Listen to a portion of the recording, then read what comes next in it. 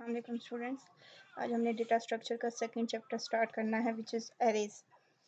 Array basically हमारे पास एक data structure है जिसमें हम डेटा को स्टोर करते हैं, जिसमें हम डेटा को सेव करते हैं, और ये हमारे पास लीनियर डेटा स्ट्रक्चर है। इसका मतलब कि इसमें कोई सीक्वेंस फॉलो होता है, कोई ऑर्डर फॉलो होता है। तो array is the simplest type of data structure. It consist of N ordered collection of elements, कि हमारे पास ऑर्डर्ड कलेक्शन ऑफ एलिमेंट्स होती है। हम एक सीक्वेंस के साथ एक ऑर्डर को फॉलो करते हुए, सिंपलेस्ट टाइप है सबसे पहले तो ये, और दूसरा इसमें collection of element is an ordered, कि हम एक सीक्वेंस के थ्रू डेटा को ट्रांसफ़र कर रहे होते हैं या सेव कर रहे होते हैं इस एरे के अंदर, where all of the same type. और इसमें एक और जो इम्पोर्टेंट चीज़ होती है वो क्या होती है कि इसमें जितने एलिमेंट्स होते हैं उन सब की डेटा टाइप, अगर इंटीजर है तो सबकी इंटीजर होगी, अगर फ्लोट है तो सबकी फ्लोट होगी, अगर करेक्टर है तो सबका करेक्टर होगा। सेम डेटा टाइप के एलिमेंट्स को हम एक एरे के अंदर स्टोर करते हैं, और इसको आप बिल्कुल ऐसे कह सकते हैं जैसे आपके पास एक बॉक्स है और उसके अंदर डिफरेंट पोर्शंस बने हुए हैं जिनके अंदर आपने अलग अलग चीज़ें या डेटा आइटम रखे हुए हैं, लेकिन वो सारे डेटा आइटम क्या होते हैं, सेव होते हैं, सेम होते हैं। तो each array is given a name. अब एरे जब हम बनाते हैं या जब हम आइटम बनाते हैं तो सबसे पहले हम उसको कोई नाम असाइन करते हैं, और ये नाम बिल्कुल वैसे ही असाइन होता है जैसे हम वेरिएबल को नाम देते थे, कि ये वेरिएबल ए है, बी है, सी है, इंट ए, इंट बी, इंट सी। तो इसी तरह हम इसको भी कोई नाम देते हैं। So every each array is given a name and elements of the array are accessed with reference to their position।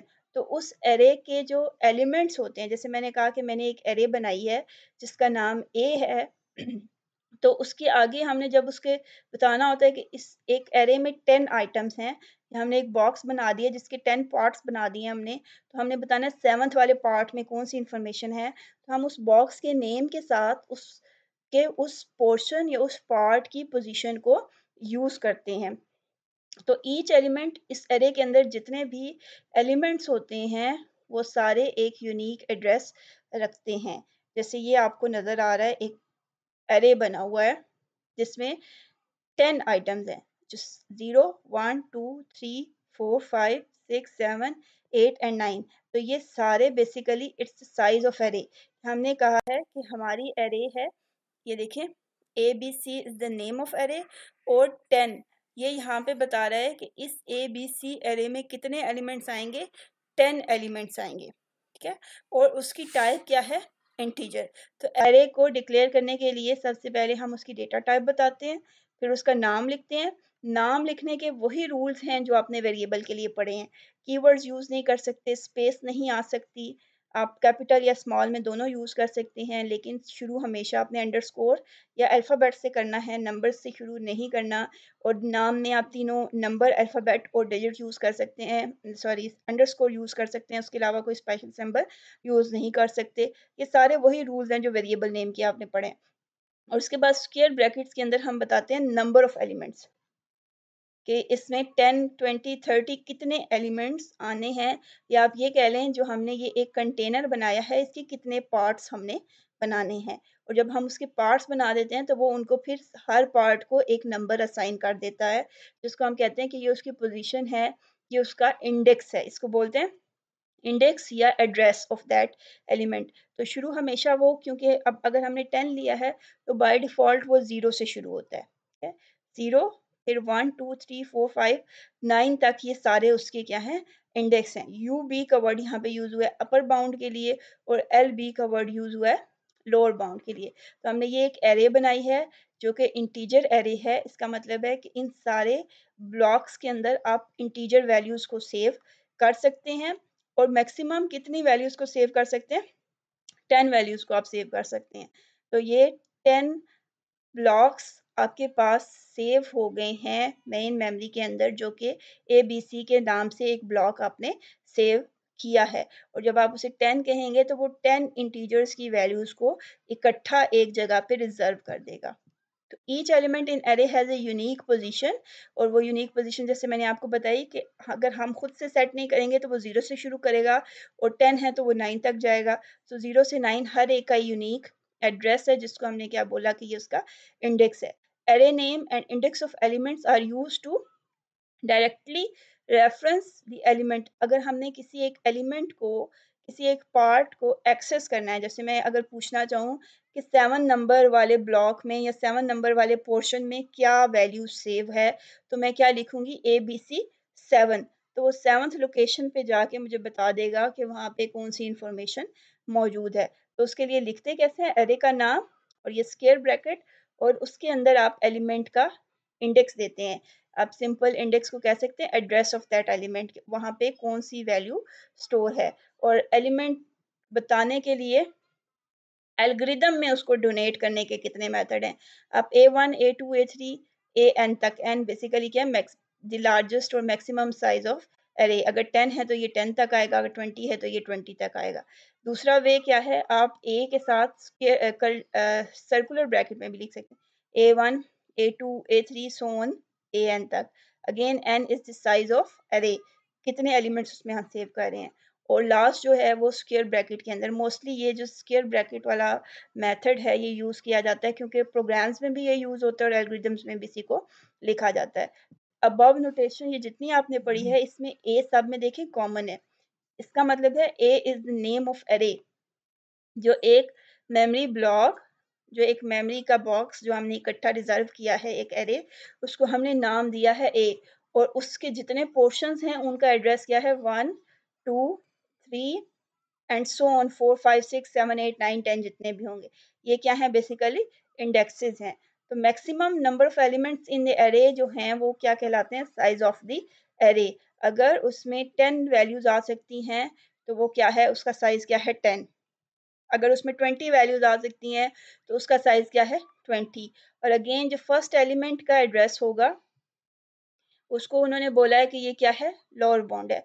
और जो लास्ट एलिमेंट का इंडेक्स या एड्रेस होगा उसको क्या बोला है कि ये इसकी अपर बाउंड है। तो इंडेक्स को हम कहीं से भी शुरू कर सकते हैं, 0 से या 1 से। तो अगर हम खुद से 1 सेट नहीं करते तो बाय डिफ़ॉल्ट वो 0 होता है, लेकिन अगर हम सेट करना चाहें तो वो क्या होगा, हमारे पास 1 या 2 हम कहीं से भी शुरू कर सकते हैं। So maximum number of elements अगर हमने फाइंड करने हो वन डायमेंशनल एरे में। अब वन डायमेंशनल इसे हमने क्यों कहा है, क्योंकि आप देखें हमारे पास ये एक ही डायरेक्शन है, एक स्ट्रेट लाइन आपके पास बनी है, एक रो है और उसके अंदर डिफरेंट कॉलम्स है, सिंगल रो है, तो इसलिए इसको हम वन डायमेंशनल कह रहे हैं।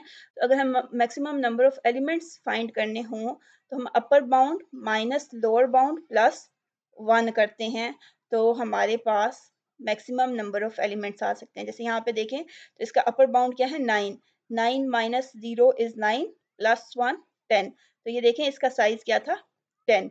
साइज ऑफ एरे या maximum number of elements in array दोनों सेम चीज़ें हैं। तो ये हमारे पास क्या आ गया है, 10 आ गया है।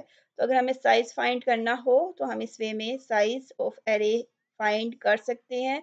तो जो साइज ऑफ एरे है, स्टैटिकली भी और डायनेमिकली भी। स्टैटिकली मीन कि आप एक साइज डिक्लेयर कर दें वो हमेशा सेम रहेगा। जैसे यहाँ पे हमने कहा है ना इंट ABC 10, इंट ABC 10 का मतलब है कि इस ABC एरे में हमेशा 10 एलिमेंट्स आएंगे, ना कम हो सकते हैं ना ज़्यादा हो सकते हैं। अगर हम कम सेव करेंगे तो वो बाकी स्पेसेस फ्री रहेंगी, लेकिन वो किसी और को नहीं मिलेंगी, वो स्पेसेस होंगी इसी ABC एरे की।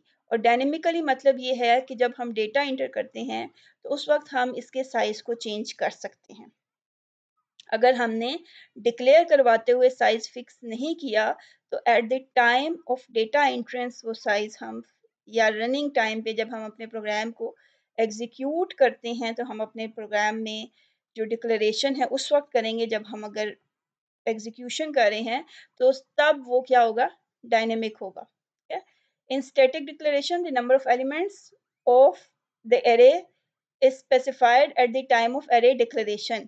जब आप array को डिक्लेयर करें int ABC 10, ये स्टेटमेंट क्या है, स्टैटिक है, उसका साइज फिक्स करी है कि 10 होगा। और दूसरा क्या है कि हम उस प्रोग्राम में it remains fixed during program execution, but in dynamic the size of array can change during program execution. जैसे ही आप प्रोग्राम रन करते हैं, आप उसका साइज 10, 5, 15 चेंज कर देते हैं, तो वो आपके पास क्या होगा, डायनेमिक होगा। Okay, representation of linear array in memory, जो आपकी मेन मेमोरी है जहाँ पे जाके उसने जगह रिजर्व करनी होती है, वहाँ पे कैसे एरे हमारे पास बनती है। Array occupies a continuous memory block या ब्लॉक ऑफ मेमोरी। जिस तरह आपने वेरिएबल का पढ़ा था कि जैसे ही हम वेरिएबल को डिक्लेयर करवाते हैं तो एक बॉक्स बन जाता है मेमोरी में, और वो फिक्स हो जाता है किसके लिए, हमारे वेरिएबल के लिए। इसके अंदर जो भी वेरिएबल होगी, वेरिएबल की वैल्यू होगी, वो यहाँ पे अंदर सेव हो जाती है। तो जब आप एक एरे डिक्लेयर करवाते हैं तो एक फिक्स्ड मेमोरी ब्लॉक कंटिन्यूस, जो कि एक साथ मेमोरी स्पेस होती है, वो सारे ब्लॉक को इकट्ठा रिजर्व करता है। अगर मैंने कहा था एरे ऑफ 5, तो वो ऐसी स्पेस लेगा, फॉर एग्जांपल अगर ये पूरी मेमोरी है तो उसमें ऐसी स्पेस लेगा जिसमें इकट्ठे 5 डिजिट्स हमारे पास आ सकें, और वो उन सारे 5 डिजिट्स की स्पेस को रिजर्व कर देगा अपने पास। और इसका हम जो एरे का नाम रखेंगे, फॉर एग्जांपल वो ए है तो वो इसका नाम क्या रख देगा, ए। और उसके 5 कंसेक्टिव लोकेशंस 1, 2, 3, 4 एंड 5 वो रिजर्व कर लेगा हमारी इस एरे के लिए। इसको लीनियर इसलिए कहते हैं कि क्योंकि इसमें ये देखें एक ही डायरेक्शन है, एक रो है, एक लाइन की फॉर्म में डेटा है और सीक्वेंस की फॉर्म में है, 0, 1, 2, 3 एंड 4 या 1, 2, 3 एंड 4, 5। तो इसको जब मेमोरी में भी बनाते हैं तो इसी तरह एक मेमोरी ब्लॉक को इक्वल पार्ट्स में डिवाइड कर देता है, और वो इक्वल नंबर ऑफ पार्ट्स कितने होंगे depends on the size of array. Each part of the block represents one element of the array. इसमें अब एक वैल्यू स्टोर होगी, इसमें दूसरी, इसमें तीसरी, चौथी और पांचवी। हर ब्लॉक में एक सिंगल वैल्यू स्टोर होती है। तो in C++ these elements are numbered from 0 to n-1। by default 0 to n-1 होते हैं। जैसे अभी आपने ऊपर एड्रेसिंग स्कीम देखी है कि 0, 1, 2, 3, 4, 5 एन 10 था ना, n is the size of array. 10 था तो यहाँ पे लास्ट जो है वो n-1 होगा, क्योंकि हमने शुरू 0 से किया है। टोटल तो ये 10 ही है, लेकिन क्योंकि हमने 0 से नंबरिंग शुरू की है तो वो n-1 पे लास्ट हमारे पास आएगा। okay. एड्रेस अगर हमने फाइंड करना, element is determined arithmetically by adding a suitable offset of the base address of the array। suppose x is an array। अच्छा, अब अगर हमने किसी एक एलिमेंट का, अच्छा चलें यहाँ पे शायद सेंटर में स्किप हो गया थोड़ा, अच्छा चलें, each element of the array also has a unique memory address. तो जितनी भी लोकेशंस होती हैं उन सब का अपना एक यूनिक एड्रेस होता है। जैसे ये लोकेशन जो है इसका एड्रेस क्या है, ABC4। ये जो लोकेशन है इसका एड्रेस क्या है, ABC7। और इसी तरह ये जो लोकेशन है इसका एड्रेस क्या है, ABC1। तो सारी लोकेशंस के अपने यूनिक एड्रेसेस होते हैं। और ये जो आपके पास फर्स्ट एड्रेस होता है इसको हम बेस एड्रेस भी बोलते हैं। ये जो लोअर बाउंड है 0, इसको हम बेस एड्रेस भी बोलते हैं। तो यही बात आगे डिस्कस हो रही है। The starting address of array is called the base address, and since the element of an array occupy continuous block of memory, तो हमने ये भी पढ़ लिया कि ये 0 से शुरू हो रहा है तो बाकी सारे इसके साथ साथ होंगे। 0 के बाद 1, 1 के बाद 2, 2 के बाद 3, 3 के बाद 4, सारे एक साथ होंगे, डिफरेंट लोकेशंस पे नहीं होंगे। तो हम बेस एड्रेस अगर हमें पता हो तो हम किसी भी एलिमेंट का एड्रेस कैलकुलेट कर सकते हैं। x यहाँ पे उन्होंने एक्सप्लेन किया है कि अगर हमारे पास एक x एरे है और हमने बताना है कि 7th नंबर वाला एलिमेंट कहाँ पे मौजूद होगा, तो हम क्या करेंगे, L7 को में क्या प्लस कर देंगे, साइज ऑफ एरे, जो मेमोरी साइज है, और उसको मल्टीप्लाई कर देंगे k-1 से। k-1 क्यों, क्योंकि हम 0 से स्टार्ट करेंगे। देखिए L0, अगर मुझे 7th लोकेशन चाहिए तो 0 से शुरू कर रही हूँ, तो 1, 2, 3, 4, 5, 6 और 7, ये 7th वाला एलिमेंट है जिसका एड्रेस क्या है, ABC6। तो 0 से क्योंकि शुरू किया है तो k एलिमेंट पे जाने के लिए मुझे k-1 वाले का साइज चाहिए होगा। अच्छा, यहाँ पे मेमोरी साइज C आ रहा है, मेमोरी साइज हमें कैसे पता चलेगा? हमें डेटा टाइप से पता चलेगा। फॉर एग्जांपल हम इंटीजर ले रहे हैं, तो इंटीजर हमें पता है कि 2 और 4 बाइट्स स्टोर करता है। इट्स मीन कि ये जो हमने मेमोरी स्पेस ली है 2 बाइट्स इसकी हैं, फिर 2 बाइट्स 1 की हैं, 2 बाइट्स 2 की हैं, तो 2 plus 4 plus 6 plus 8 plus 10 plus 12, तो ये 13 से स्टार्ट होगा। ये जो मेमोरी मेन मेमोरी है उसके ऊपर एड्रेस कौन सा होगा? ये 13th वाली बाइट होगी और 14 पे ये जाके ख़त्म होगी और फिर 15 से अगली स्टार्ट होगी। तो अगर हमने मेमोरी का एड्रेस पता करना है, तो अगर हमें 0 वाले का एड्रेस पता है, तो हम उसमें साइज़ को और लोकेशन को मल्टीप्लाई कर देते हैं, तो हमें पता चल जाता है कि मेमोरी में कौन सी बाइट पे जाके वो डेटा स्टोर होगा।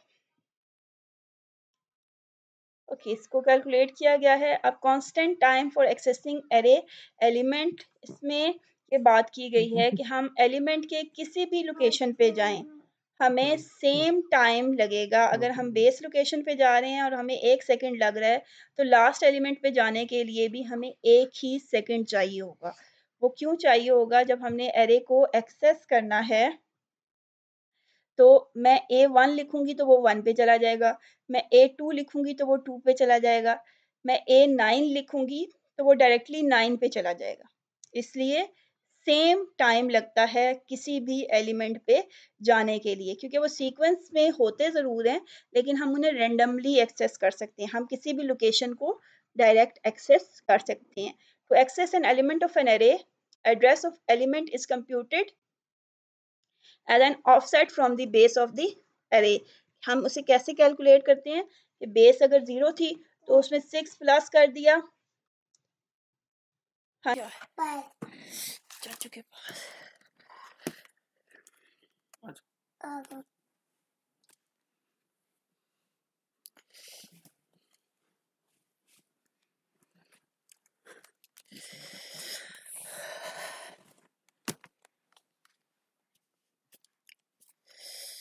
सेकंड की बुक डाउनलोड ही नहीं हो रही।